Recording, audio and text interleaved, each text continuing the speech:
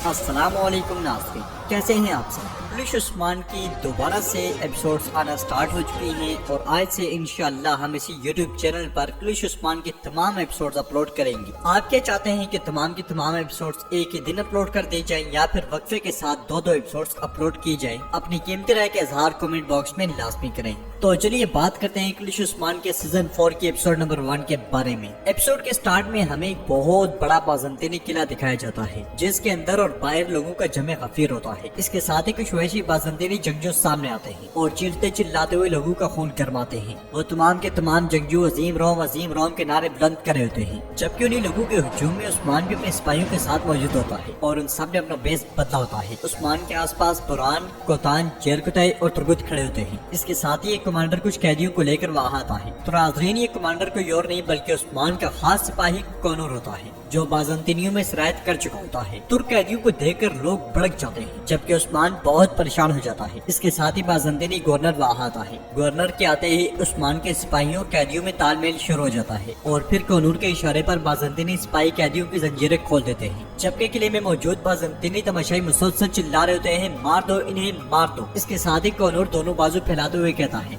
मुकद्दस रोम के लोगों, खेल शुरू हुआ जाता है। जो बेहतरीन जंगजू मारने के लिए पैदा हुए हैं। फिर एक बाज़ंतीनी सिपाही को थपकी देते हुए कहता है, कुल्हाड़े वाला, जंगू का तजर्बेकार नीको। फिर एक कैदी के पास आकर गुस्से से कहता है, जो गुलाम बनने के लिए पैदा हुए थे, लड़ो अपनी आजादी के लिए। इसके साथ ही कौनूर के इशारे पर बाज़ंतीनी सिपाही कैदियों के सामने हथियार फेंक देते हैं। पूरे किले के अंदर बाजे बजने शुरू हो जाते हैं। इसके साथ ही बाज़ंतीनी शहंशाह एंद्रोनिकोस बालाई मंजिल से सामने आता है। पूरा किला जोशो खरोश से शहंशाह को खुशामदीद कहता है। इस लम्हे एक बाज़ंतीनी सिपाही तुर्गुत और जेरकुतई के पास आता है और उनसे पूछता है, तुम दोनों में कोई जोश और खरोश क्यों नहीं? तो जेरकुतई अंदाज बदलते हुए कहता है, खामोश रहना फलसफी होने की इलामत है। यह सुनकर बाज़ंतीनी सिपाही आगे बढ़ जाता है और तुर्गुत जेरकुतई से पूछता है, जेरकुतई ये क्या था? तुमने उसे क्या कहा कि वो चला क्या? जवाबन जेरकुतई कहता है, मैंने उसे कहा कि खामोश घोड़े को लात मारना जुल्म है। जेरकुतई की बात सुनकर तुर्गुत मुस्कुरा देता है और कहता है, ये जल्द शुरू हो जाएगा, चलो तैयार हो जाओ। इसके बाद बाज़ंतीनी गवर्नर गुस्से से कहता है, दिन के इख्तिताम पर आप मेरा नाम लेंगे और कल से इस किले में मेरा नाम गूंजेगा।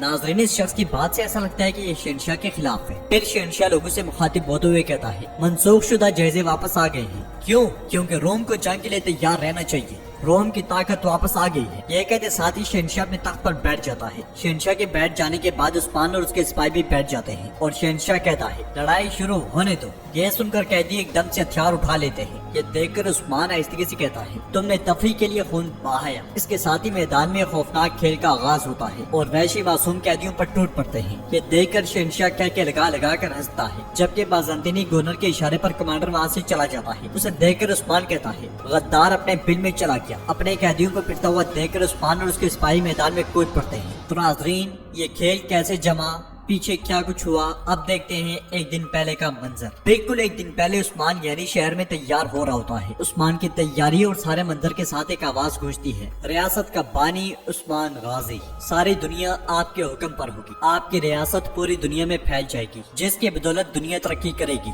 जो अल्लाह ने उस्मान को दिया था। इस नज़म के साथ ही उस्मान की बेटी फातिमा भागती हुई नजर आती है और वो सीधा जाकर शेख देबाली और एक बुजुर्ग के हाथ का बोसा लेती है, जबकि शायर नज़म गा रहा होता है, मेरे अंदर की चिंगारी जल जाएगी। उस्मान साहब की रियासत की बदौलत दुनिया तरक्की करेगी। पूरे का पूरा यानी शहर खुशी का समा पेश कर रहा होता है। खुशी से हर चेहरा खिलखिला रहा होता है और खान, अलाउद्दीन, तुर्गुत और बाकी लोग भी वहाँ मौजूद होते हैं। शायर अपनी नज़म को आगे बढ़ाते हुए कहता है, उसकी रियासत और उसकी सरहदें खुदा की मर्जी के मुताबिक रहेगी। वो रियासत जो अल्लाह ने उस्मान को अता की, दुनिया उसकी बदौलत तरक्की करेगी। तैयार होने के बाद उस्मान बड़े खूबसूरत अंदाज में आगे बढ़ता है, जबकि शायर के ये अल्फाज होते हैं, वो मुल्क के मजलूमों के लिए मदद का हाथ बढ़ाएगा, जालिमों के लिए उसका हाथ बहुत सख्त होगा। वो रियासत जो अल्लाह ने उस्मान को अता की, दुनिया उसकी बदौलत तरक्की करेगी। इसके साथ ही उस्मान सहन में पहुंचकर सबको सलाम पेश करता है। जवाबन तमाम लोग सीने पर हाथ रखकर उस्मान के सलाम का जवाब देते हैं। फिर उस्मान कहता है, अल्लाह का शुक्र है कि हमने ये दिन देखे। आज हम अपनी पहली अदालत लगा रहे हैं। हम जानते हैं कि फजल खुदा की तरफ से आता है। हमारा वाहिद मकसद काबिल होना है। अल्लाह की तमाम नेमतों का शुक्रिया। इसके साथ ही कुर्बानी के लिए एक बकरे को लाया जाता है और शेख देबाली उस्मान के पास आकर کہتے ہیں اللہ آپ کی راہیں آسان کرے عثمان صاحب، خدا سب کو فتح عطا کرے، اسلام کی خدمت کرنے والے بہادروں کو اللہ فتح عطا کرے۔ اس پر تمام لوگ آمین کہتے ہیں۔ شیخ دوالی مزید کہتے ہیں خدا کرے اس قربانی کو جو ذبح کی جائے گی اس دمبے کی طرح جو ہمارے آقا حضرت اسماعیل علیہ السلام کی جگہ ذبح کیا گیا تھا، اس کے ساتھ ہی عثمان تکبیر پڑھتے ہوئے چھری دمبے کے گلے پر پھیر دیتا ہے۔ قربانی کی طرح عثمان کے ساتھ ساتھ باقی تمام لوگ بھی تکبیر پڑھتے ہیں اور دمبا اللہ کی راہ میں قربان کر دیا جاتا ہے۔ عثمان کھڑے ہو کر کہتا ہے اللہ قبول کرے، اس پر تمام لوگ آمین کہتے ہیں۔ اس کے ساتھ ہی یعنی شہر کے ڈھول زور زور سے بجتے ہیں اور دو ترک سردار بیندر اور اکتم سپاہیوں کے ساتھ یعنی شہر میں داخل ہوتے ہیں۔ یعنی شہر کے لوگ بہترین انداز میں ان کا استقبال کرتے ہیں اور ایک سپاہی کہتا ہے اے لوگو یہ بیندر صاحب ان کا استقبال کرو، تو ایک شخص ان کا استقبال کرتے ہوئے کہتا ہے آپ کی موجودگی ہمارے لیے شرف کا باعث ہے۔ جواباً بیندر اور اکتم سینوں پر ہاتھ رکھ کر لوگوں کا شکریہ ادا کرتے ہیں۔ گھوڑوں سے اترنے کے بعد وہ دونوں آگے بڑھتے ہیں اور یعنی شہر کو دیکھتے ہوئے اکتم کہتا ہے تو یہ یعنی شہر ہے؟ ہاں۔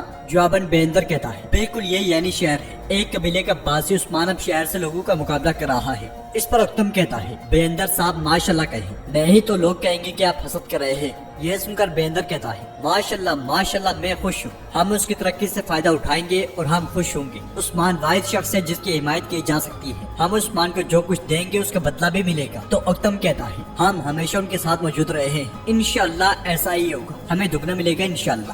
جواباً بیندر کہتا ہے بالکل جب تک ہم عثمان صاحب کے ساتھ ہیں تو ہمیں نوازا جائے گا۔ اس کے ساتھ وہ سب آگے بڑھ جاتے ہیں، جبکہ صحن میں دو سپاہی آپس میں بات چیت کرتے ہوئے کہتے ہیں یہاں تک کہ انگول بھی آج ہمارا وطن ہے، ہمیں سمراٹ مل رہے ہیں۔ جواباً دوسرا سپاہی کہتا ہے بالکل بالکل، لیکن کیا ہوگا اگر ہم غلط فہمی کا شکار ہوئے؟ یہ سن کر بیندر آگے بڑھتے ہوئے کہتا ہے آپ لوگ کیا دیکھ رہے ہیں؟ تمام فصل جمع کر دی گئی ہے، درختوں کو کاٹ کر کشتیاں بنا دی گئی ہیں، ہم کافروں کی طرح سفر کر رہے ہیں۔ عثمان صاحب ہمارے سربراہ ہیں، کسی کو گھبرانا نہیں چاہیے۔ جبکہ کمرے کے اندر عثمان نماز ادا کر رہا ہوتا ہے۔ نماز کے بعد عثمان دعا مانگتے ہوئے کہتا ہے اے ہر چیز کے مالک اللہ، ہر چیز تیری عطا کرتا ہے، ہم جانتے ہیں کہ سب تیری طرف سے ہے۔ یا میرے رب مجھے امانت دی گئی سرزمین کو خوشحال بنانے میں میری مدد فرما، مجھے شرمندہ مت کرنا۔ یا میرے رب مجھے ان سرزمینوں کو اسلام سے سرفراز کرنا نصیب فرما، قیامت کے دن رسول اللہ صلی اللہ علیہ وسلم کے سامنے فخر سے کھڑا ہونا نصیب فرما، آمین ثم آمین۔ دعا کے بعد عثمان سپاہیوں کے ساتھ آگے بڑھتا ہے اور ایک آواز گونجتی ہے با ادب عثمان صاحب تشریف لا رہے ہیں۔ اس کے ساتھ عثمان ایوان گاہ میں پہنچتا ہے اور سینے پر ہاتھ رکھ کر سب کو سلام پیش کرتا ہے۔ جواباً سردار بھی یہی عمل دہراتے ہیں اور سب کے بیٹھ جانے کے بعد عثمان کہتا ہے پہلے تمام مسائل پر جرگے میں بحث ہوتی تھی، یہ نیا دور ہے تو نظام بھی نیا ہوگا۔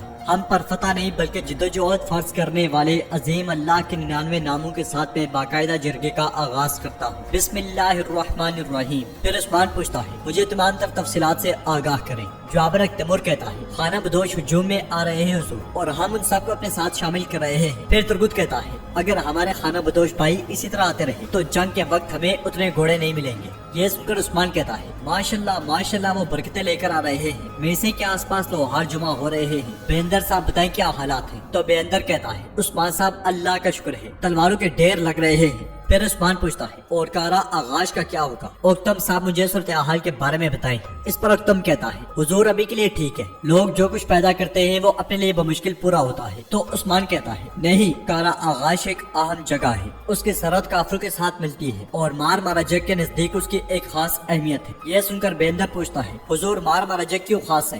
جواباً عثمان کہتا ہے فتح کا دروازہ مار مارا جگ ہے، قسطنطنیہ اس وقت مشکل حالات سے دو چار ہے، اس سے پہلے کہ وہ خود کو اکٹھا کرے ہم فتوحات شروع کرنے جا رہے ہیں۔ ناظرین اس کے ساتھ ہی ایپیسوڈ نمبر 1 کا اختتام ہوتا ہے۔ اگر آپ کو یہ ویڈیو پسند ہے تو ویڈیو کو لائک کریں، چینل کو سبسکرائب کریں اور